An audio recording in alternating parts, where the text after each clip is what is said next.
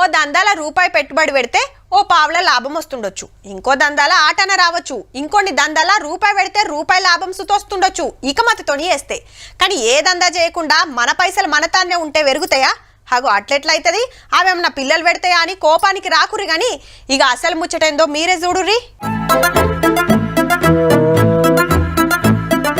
మందిని ముంచుట్ల దేశముదుర్లు మనోళ్ళు మంత్రమేసి నోట్లు డబుల్ చేస్తామని నల్గొండ జిల్లా చందనపల్లిలో ఓ ఆర్ఎంపీ డాక్టర్ తానా 33 లక్షలు గుంజిర్రట చూడుర్రి. బీహార్ గ్యాంగ్ పనితనమిది. మొదలు ఆర్ఎంపీ దగ్గర 6,500 తీసుకొని మంత్రమేసినట్టు వేసి ఇంకో 6,500 కలిపి 13,000 ఇచ్చిర్రట. ఇగేముంది నియంగానే డబుల్ అయితే కావచ్చని అప్పు తెచ్చి 33 లక్షలు చేతులు పెడితే గప్పుడు షురూ చేసిండ్రు ఆట. పేషెంట్ వచ్చిన టైంకి బయటకు వెళ్ళగానే ఆ ఒరిజినల్ నోట్స్ తీసుకొని వీళ్ళ బ్యాగ్లో ఉన్న పాత నోట్స్ రీప్లేస్ చేసేస్తారు. డాక్టర్ లోపటికి వంగనే నోట్ల కట్టలు మార్చి ఉత్త తెల్ల కాగితాలు సందుగల పెట్టిర్రట. ఇక మంత్రించినాం మాపటిని తెరిచి చూసుకో డబుల్ అయితే అని చెప్పి చంపారు.